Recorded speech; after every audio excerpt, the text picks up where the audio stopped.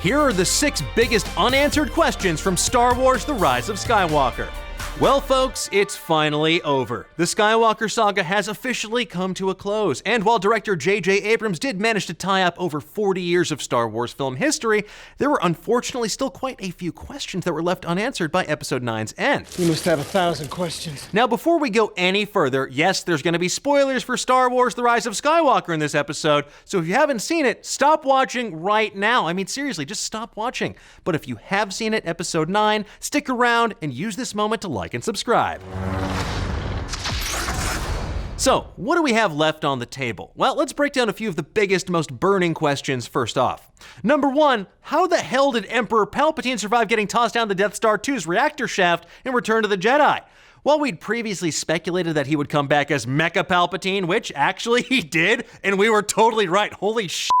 Don't roll your eyes too much at this, because if Mecha Palpatine shows up in Episode 9, I will personally come to your home or place of work and tell you I told you so to your smug face.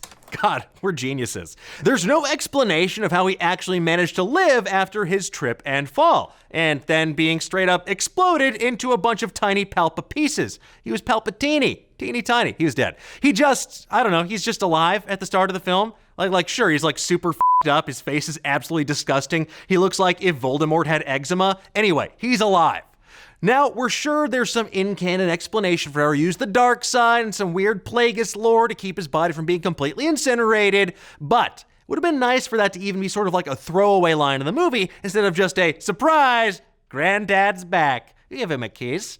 Number 2, who had sex with Palpatine? A surprise, to be sure, but a welcome one. No, seriously, who f***ed the Emperor? We know he had a son, we know that son had Rey, so who did the nasty with the Sith in the sheets? He was married at some point? Did he have a girlfriend? Was this like a one-night stand during spring break for Sith? Honestly, there's a lot we both want to know, and even more that we definitely don't want to know about this one. Whatever you do not Google Emperor Palpatine, Rule 34. Do it.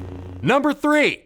Who were all the possible Sith acolytes that were cheering things on in the Sith throne room? Like, aren't there only supposed to be 2 of them? Were they actually living beings in service to the Emperor? Or were they sort of Sith-created Force ghosts? Or maybe just the embodiment of the fact that Palpatine says all of the Sith are living within him now?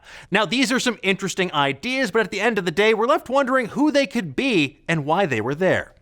Number 4, what is Finn trying to tell Rey? This is something that happens several times during this movie. Finn is trying to tell Rey something while they're in mortal danger, but we never learn what the hell it was. I mean, look, we're not the only ones out there wondering. It's the last question on Poe's mind as well when he thinks he's gonna die. Is this some sort of dropped plot thread? Was Finn trying to announce his feelings for Rey? In the Resistance Reborn novel, Finn claims that he and Rey are just friends and he wants nothing more, but look, come on, we've all told that lie before. Got a boyfriend? Cute boyfriend? None of your business, that's why. And what else could it be? I mean, we think there's a logical explanation for this, even if we'll never know for sure. Now, The Rise of Skywalker heavily hints that Finn might be Force sensitive. He can feel when Rey is in danger, similar to how Leia senses Luke in The Empire Strikes Back. Now, this could all be Finn trying to open up to his pal about his new abilities, who's the only person who could possibly understand what's going on with his changing body. Now, sadly, we may never know for sure unless a novel or a comic book subsequently revisits this. We'll use the Force. That's not how the Force works. Number 5, this isn't actually a huge question, but it's one that we're wondering about. At the end of the movie, we see Rey with a brand new lightsaber made at least in part from her staff. So is this a double-sided lightsaber? Why is it gold? Where'd she get that kyber crystal? With her proficiency with the staff and the fact that her dark vision of herself has a double lightsaber, she seems suited to this weapon, but like, where did it come from? Why didn't you bust out that gold saber sooner? That thing fucking rules. Are you kidding me? At the very end, you're like, and I have this, but I'm out of here.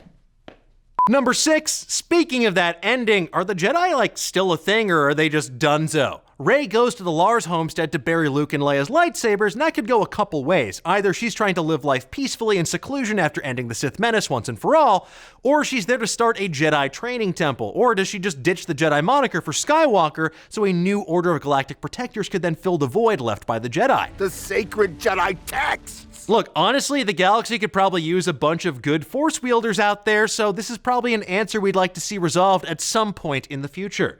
Now, despite this list, the film does tie together almost all of the other loose plot threads from across the previous 8 episodes. For example, one question we had during the lead up to this film, because there was so much back and forth about it, is Matt Smith in the movie? Well, now we know that he's not unless he's operating a gigantic Richard E. Grant-shaped puppet. But what do you folks think? What were your biggest questions after The Rise of Skywalker? Are you satisfied with how the film tied things up? And seriously, who had sex with Emperor Palpatine? It's not a story the Jedi would tell you. I mean, come on. You've thought about it. Do it. Let's discuss. Thanks for watching. If you enjoyed what you saw, why not give us a like and subscribe? And if you want to get notified every time we go live with a brand new show or drop a new video, please feel free to mash that little bell. That way you can be up to date on all the latest theories, news, and rumors in the pop culture world.